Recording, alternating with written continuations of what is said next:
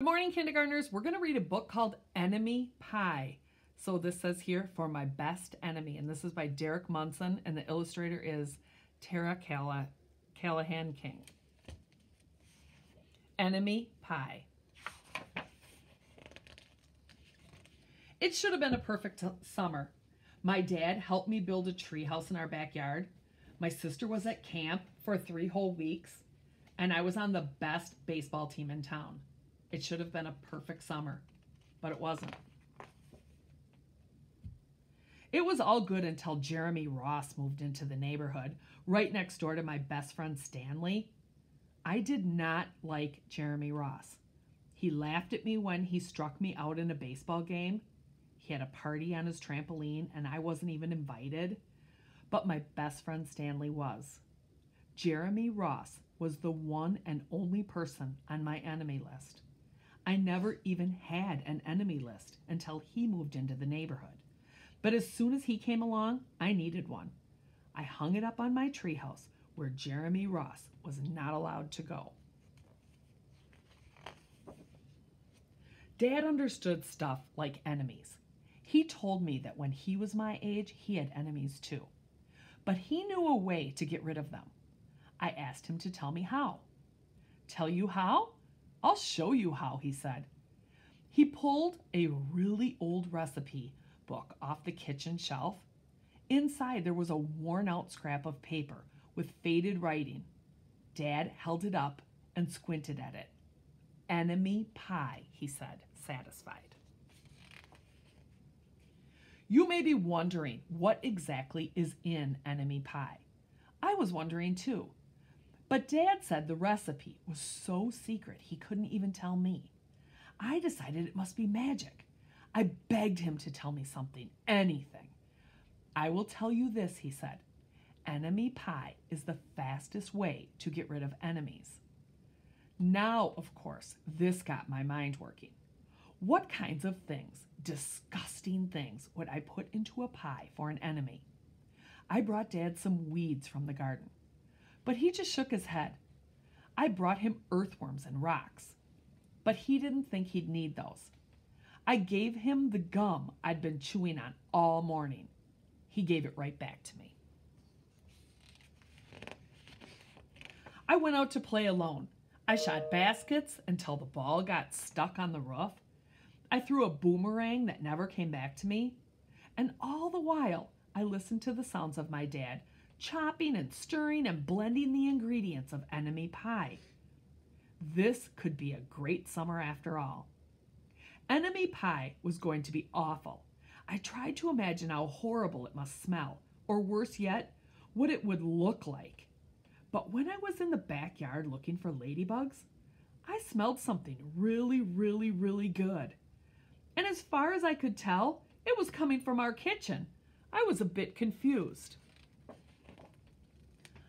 I went in to ask Dad what was wrong. Enemy pie shouldn't smell this good. But Dad was smart. If enemy pie smelled bad, your enemy would never eat it, he said. I could tell he'd made enemy pie before. The buzzer rang and Dad put on the oven mitts and pulled the pie out of the oven. It looked like plain old pie.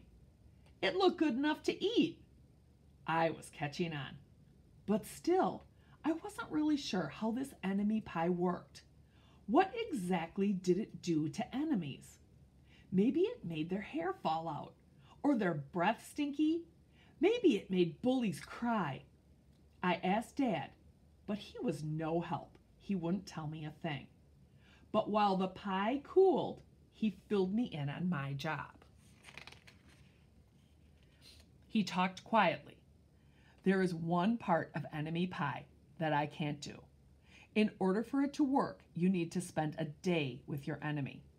Even worse, you have to be nice to him. It's not easy, but that's the only way enemy pie can work. Are you sure you want to go through with this? Of course I was. It sounded horrible. It was scary, but it was worth a try. All I had to do was spend one day with Jeremy Ross, and then he'd be out of my hair for the rest of my life. I rode my bike to his house and knocked on the door. When Jeremy opened the door, he seemed surprised. He stood on the other side of the screen door and looked at me, waiting for me to say something. I was nervous. "Can you play?" I asked. He looked confused. "I'll go ask my mom," he said. He came back with his shoes in his hand. His mom walked around the corner to say hello. "You boys stay out of trouble," she said, smiling. We rode bikes for a while and played on the trampoline. Then we made some water balloons and threw them at the neighbor girls, but we missed. Jeremy's mom made us lunch. After lunch, we went over to my house. It was strange, but I was kind of having fun with my enemy. He almost seemed nice. But of course, I couldn't tell Dad that, since he had worked so hard to make this enemy pie. Jeremy Ross liked my basketball hoop.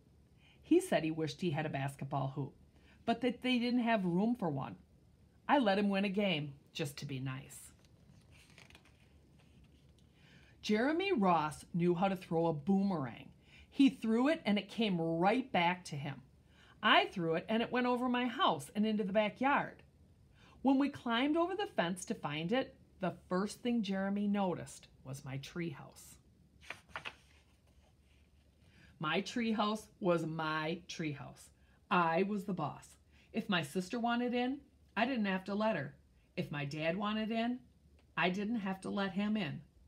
And if Jeremy wanted in, "Can we go in it?" he asked. I knew he was going to ask me that, but he was the top person, the only person on my enemy list, and enemies aren't allowed in my treehouse. But he did teach me to throw a boomerang, and he did have me over for lunch, and he did let me play on his trampoline. He wasn't being a very good enemy. "Okay," I said, "but hold on."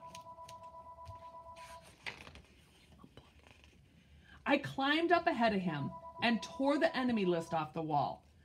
I had a checkerboard and some cards in the treehouse, and we played games until my dad called us down for dinner.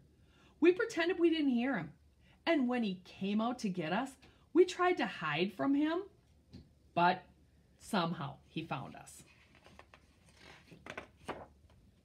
Dad made us macaroni and cheese for dinner, my favorite. It was Jeremy's favorite too. Maybe Jeremy Ross wasn't so bad after all. I was beginning to think that maybe we should just forget about enemy pie. But sure enough, after dinner, Dad brought out the pie. I watched as he cut the pie into 8 thick slices. "Dad," I said, "it sure is nice having a new friend in the neighborhood." I was trying to get his attention and trying to tell him that Jeremy Ross was no longer my enemy. But Dad only smiled and nodded. I think he thought I was just pretending. Dad dished up 3 plates side by side with big pieces of pie and giant scoops of ice cream. He passed one to me and one to Jeremy. "Wow," Jeremy said, looking at the pie. "My dad never makes pies like this." It was at this point that I panicked. I didn't want Jeremy to eat enemy pie. He was my friend. I couldn't let him eat it. "Jeremy, don't eat it. It's bad pie. I think it's poisonous or something." Jeremy's fork stopped before reaching his mouth. He crumpled his eyebrows and looked at me funny. I felt relieved I had saved his life. I was a hero. "If it's so bad," Jeremy asked, "then why has your dad already eaten half of it?" I turned to look at my dad. Sure enough, he was eating enemy pie. "Good stuff," he mumbled through a mouthful. And that was all he said. I sat there watching them eat enemy pie for a few seconds. Dad was laughing. Jeremy was happily eating, and neither of them was losing any hair. It seemed safe enough, so I took a tiny taste. Enemy pie was delicious. After dessert, Jeremy rode his bike home, but not before inviting me over to play on his trampoline in the morning. He said he'd teach me how to flip. As for enemy pie, I still don't know how to make it. I still wonder if enemies really do hate it, or if their hair falls out, or their breath turns bad. But I don't know if I'll ever get an answer, because I just lost my best enemy. Okay, sounds good. You guys have a good day. Hope you liked it.